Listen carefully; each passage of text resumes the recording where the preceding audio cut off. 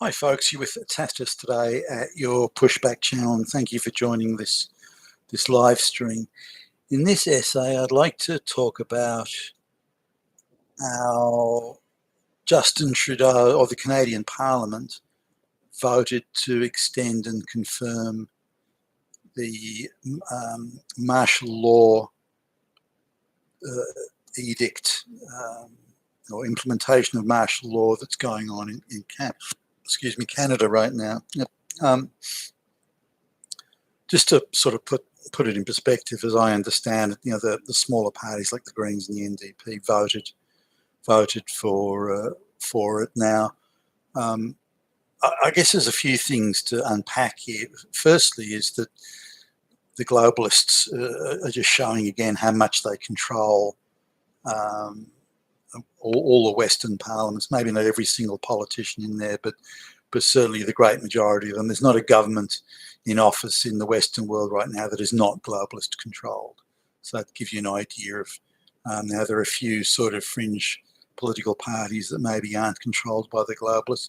But if the globalists want to control them, they probably could. They just haven't got to them yet, or they think these other politicians are irrelevant and don't need to be bothered with. So, but looking throughout the whole exercise, you can see Trudeau, who I don't think has ever had original thought. I mean, the guy's a fucking part-time drama teacher, for Christ's sakes. I mean, he's never had a real job, and he's just he's just a two-bit punk who's the globalists have shoehorned into the parliament. In fact, if you look at the entire cabinet, then most of them, or many of them at least, are supposed to be World Economic Forum stooges, WF stooges, and they're certainly not picking the brains and the talent in the world. They're picking the useful idiots, and we can see it certainly in Canada. So he was clearly being directed by the globalists or the advisors that the globalists control. So I don't think he knew what to do, and they find you've got the power, Justin, and with his little lisp, and he go, oh, okay, I'll do this. Suspend due legal process, yeah. Suspend the rule of law, whoa. Suspend, the political process, the democratic process, yeah, too right, yeah, fucking a. So nobody with any substance would allow that. Trudeau and the government and the people in the cabinet there, they represent the people of Canada. That is, they are the representatives of the people of Canada, and elected representatives don't do this sort of thing. They just don't. They respect the rule of law and due legal process.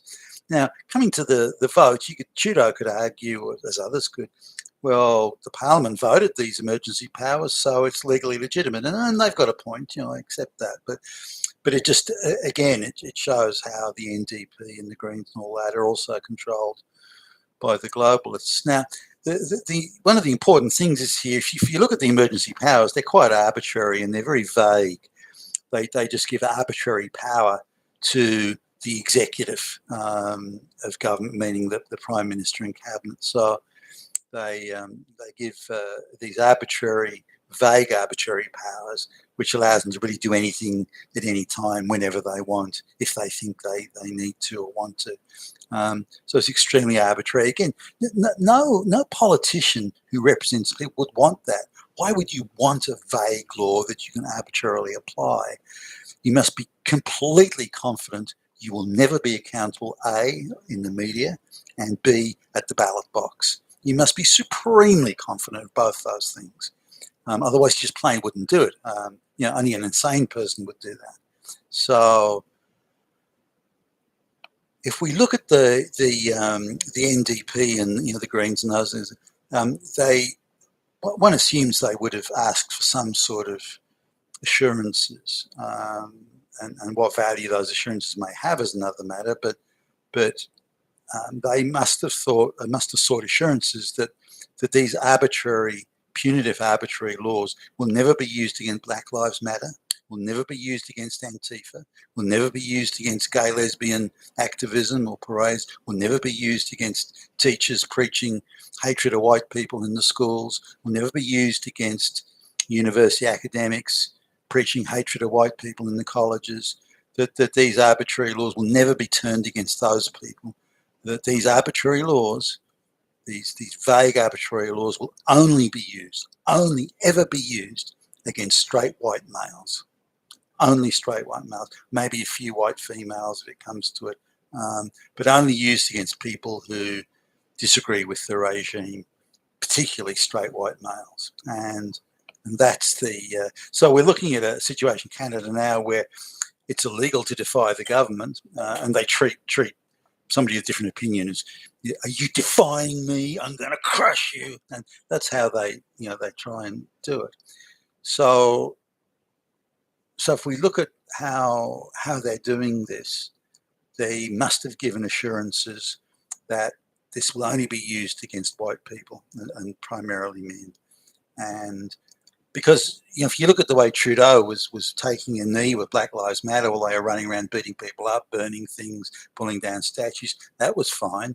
But some truckers complain about these brutal mandates, and suddenly martial law. It's martial law. Oh, we can't have that. So it goes to, I think, illustrate how hopeless the situation has become in the democratic states. Not one democratic state, not one that I'm aware of, not one has condemned Trudeau. So we've got this arbitrary martial law suspending due legal process, suspending the rules of evidence, suspending the rule of law, just allowing arbitrary behaviour with vaguely codified. If it was tightly and specifically codified, then again, they would be constrained by that. And that's what they don't want. They don't want to be constrained. And the best way to not be constrained is have vague, arbitrary powers that they can apply at any time in any way they want, which is exactly what they're doing. You've been with Tacitus today, your Pushback channel, and thank you for listening.